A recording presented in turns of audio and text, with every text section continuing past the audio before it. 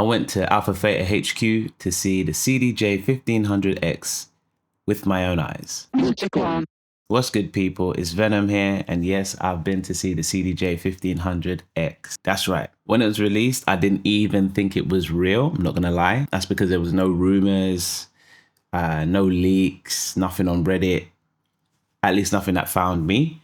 And it's probably the biggest design change to the recent CDJ form factor. So I looked at it and I said, okay, but it turns out it really is real. So I went down to AlphTheta to see it, and these are my thoughts. I don't think in recent years there has been a new CDJ that's not flagship level, and there's just been that more affordable CDJ that's just not been new. So there's been the 1000 Mark II, and there's all these other numbers that are like lower tier, but they're all old. None of them are using the newer technology. So this like fit into that bracket. And I think that's the perfect position for a new CDJ, because all of the budget conscious DJs out there are sort of looking for, well, where's my in point? Because if it's the 3000X or the 3000, that is flagship. That's literally the best CDJ that they do. It was definitely time for the more affordable CDJs to enter the market. So perfect product positioning for the 1500X. Also, talking about the price point, I think that since, 2020 and all that happened around there's been a lot of new DJs enter the scene. A lot of new DJs have been inspired by the content they've seen online. So you've just got this whole, new market of DJs entering the scene. The technology has changed slightly with the 3000, 3000X. And again, there's not been like that affordable CDJ. What I find now that DJing has become much more popular is that the level and the way in which people are DJing has also changed. Like the festival or the most extreme fringe cases of DJs that would perform at a festival, that is not how most DJs DJ. And that's why when you're having a look at the CDJ 1500X, there's a lot of buttons and knobs that have been removed. But when you actually dig into what it can do and how it does it, it doesn't really feel like anything's been removed, because most of those things are not used by everyday DJs. I'm not saying that I don't use them. And there's one thing in particular that I'll miss. I'll let you know at the end. But for the average person, the CDJ 1500X is perfect. I think the CDJ 1500 is pitched in two kind of different ways in my mind. One of them is you're a DJ, you're building a setup somewhere. Maybe it's a club, maybe it's a bar, maybe it's your home. And you don't have that much space, but you do want sort of the latest AlphTheta DJ technology in terms of the software, hardware, design, etc., etc. Something similar to what you would expect to be seeing out there in the wild. This is where this makes a lot of sense, because when I mean it's small, it is so small in comparison to the 3000X. The footprint is reduced, but when I mean the feel, it feels exactly the same. I mean, exactly the same. These words. It feels as good as it needs to. The CDJ, the jog wheel on the flagship CDJ is fantastic. It's lovely to have all that space, but it's actually also a luxury, especially if you're not scratching. Not that you can't scratch on this, but these are the things. It's like luxury is what the 3000/3000X is, and then the 1500X is just function, if you know what I mean. Take the luxury part away, just make it super functional, but all the same things. Bam. You've got it. So if you're building a home setup, this slides right in. Like you're going to be able to fit this out, man. You could fit this anywhere that you could fit a controller, technically. Two of these and then a mixer. The only thing that would, depend on is what mixer you're using. If you have a big mixer, then of course it's going to be taking up a lot of space. But mixers come in all different shapes and sizes. And I think there's a super small reloop mixer that I've been considering getting. And if you had two of those plugged into that, you're taking up no space. Like, that's less than a controller. So yeah, the one that I'm thinking of though is you've already got a setup and you're trying to expand it, this is where I think it sells itself even more. What we want to get in the Dawson Radio Live studio is the AZ.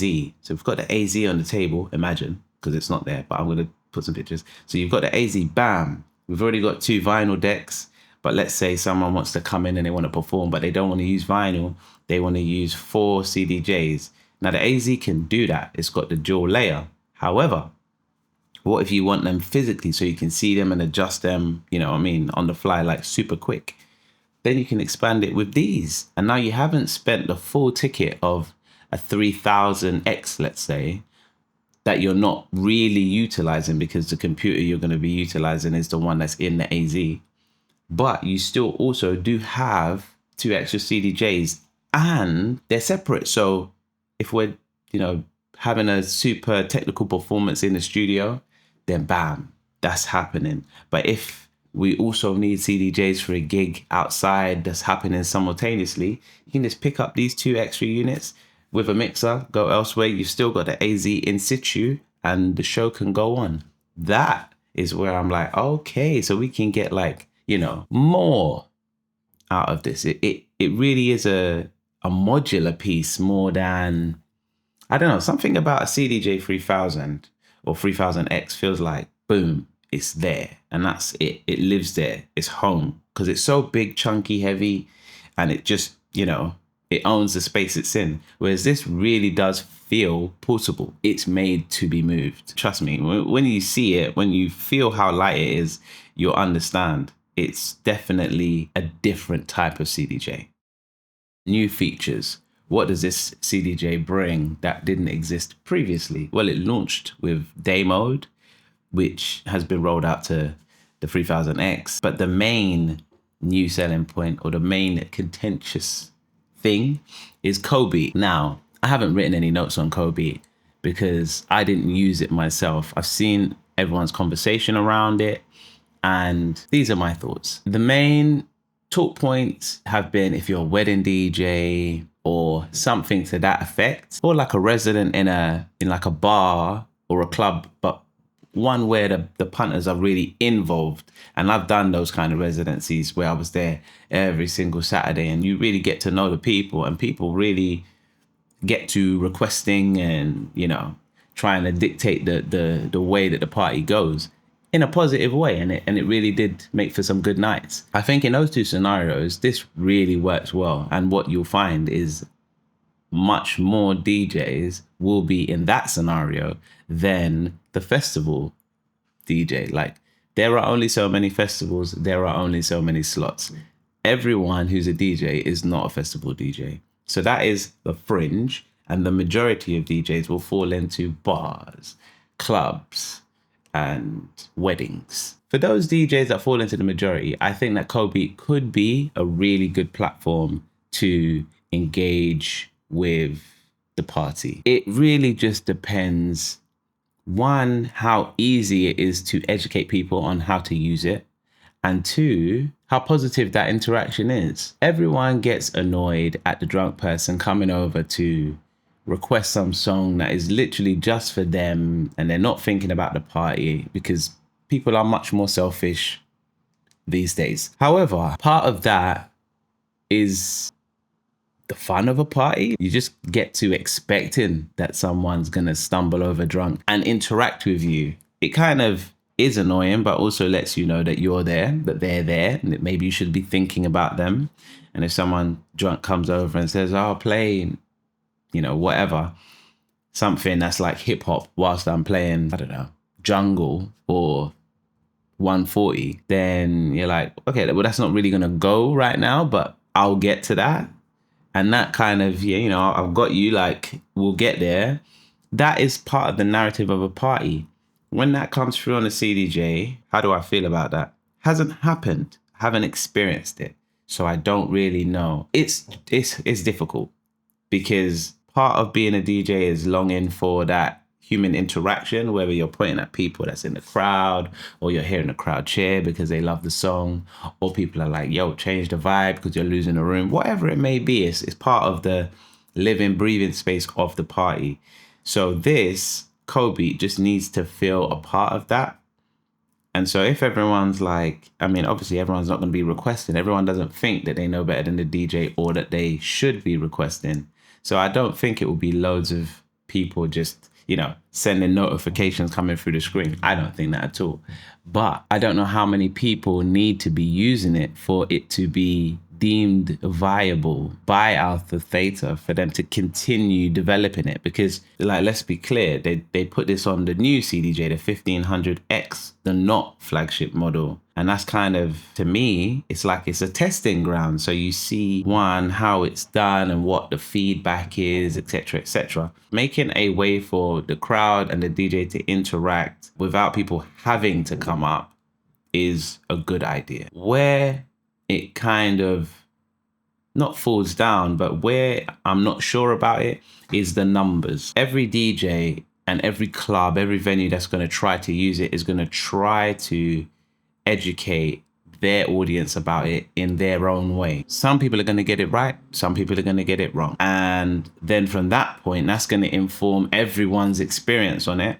I don't know how many people need to use it for you to get a fair understanding of whether it's working or not.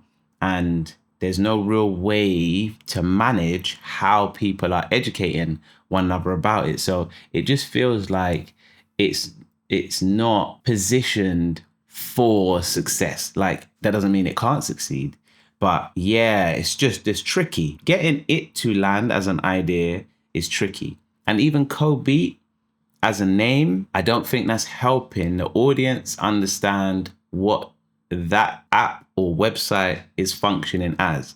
That's the DJ request line. Maybe that's what it should have been called. Like, that would have been so much simpler. Hey, use a QR code for DJ request line and request from the DJ, right? Kobe, I don't know what that means. And I don't know if the regular person who's just out on a Friday night, having a drink, maybe already drunk, sees a QR code, goes to a website that's called Kobe, and then, it just make it easier. That's all I can say. It's tricky. It's tricky because, there's only so much you can invest in an idea. But then at the same time, if you don't invest enough, then the idea doesn't work just because it didn't have sufficient funds invested in the beginning. So it's tricky. It is really tricky. I don't really have an answer for what exactly AlphTheta should do going forward to make sure that this is successful, because it is a good idea. But it's just going to be interesting to watch this space and see where it does go. So I think I've already covered who I think should buy the CDJ 1500X if they are in the market for it. It's obviously going to be people who are budget conscious, but building a setup. It does everything you need a CDJ to do, but for, about half the price. So it's for the budget conscious. It's for people who don't have that much space. I mean, I would not be mad if I walked into a bar and they had this setup. I'd be like, cool, let's rock and roll. It does everything. I just obviously have to remind myself how to get to the functions, but it's pretty intuitive. Yeah, that's kind of who I think it's aimed at. I don't think it's going to end up on any festival stages, but the truth of the matter is it's a more viable product, I guess, than the flagship, because not as many people use the flagship features. But then I think what will happen is that more people will end up buying the 3000Xs just based on status alone, because that's the flagship and this one is not the flagship. Whereas this one will serve your purposes all the same. So that's going to be interesting. But realistically, if people thought about it properly, they would probably buy the 1500X more and the sales would shift. But I don't think they actually will. I think that the 3000X is still going to be the most popular, and then this will be maybe a close second, maybe not even close. Who knows? I can run you through the pros and the cons of this unit. The pros, so simple. It's cheap in comparison to the 3000X. It's small in comparison to the 3000X, but actually also not in comparison to the 3000X. It's just a pretty small unit, and it's full featured. it can do everything that the 3000X, which is the flagship CDJ, it can do everything that that can do, minus the pitch sync and also the jog wheel adjust, which is gonna hurt me, but we move, which brings me to the cons. The cons are no jog wheel speed adjust, and all the hot cues are one color. The hot cues being one color. That is not a major thing, but for me, it's a little bit, it's not major. It will take 1 second to work out, okay, so it's QC on this track or it's QD on this track. But ultimately, I like to mix with loops. So I set the loops up and I save them as hot cues, and those hot cues are always yellow.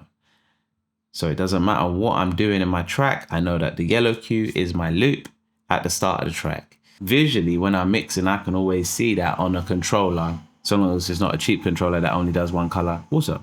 So that's, I guess, a little annoying that it's not got the colored hot cues. That would have been the touch. That would have just made it like absolutely perfect. So that, I do have to hold that against it as a negative. But aside from that, I don't think there's anything to complain about. I think it's a really, really interesting looking product. It's got the same massive display on it, slightly smaller jog wheel.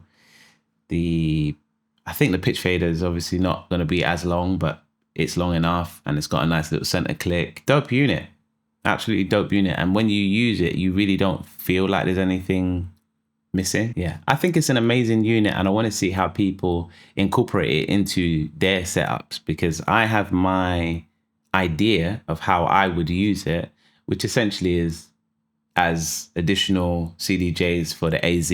But I think that because of its size, it lends itself to more applications. So I think you could see it in like live music production style setups. I think Jay Black already did a post about it, but it's the kind of size that you could put it next to an MPC, next to a Ableton Push, next to an EPK 133 by Teenage Engineering, and sort of use it less conventionally. So time will tell, and obviously people need to explore these ideas, and the budgets need to align, and then, you know, test this product out in different scenarios to make music or DJ slightly differently. But I think this thing will show up in more obscure locations than a typical CDJ because of its size, and that's what it kind of lends itself to being, one, more portable, and definitely more versatile in how it can be used, but we'll see how it will be used. Anyway, let me know your thoughts, what you think of the CDJ 1500X, and I'll catch you on the next one. Peace.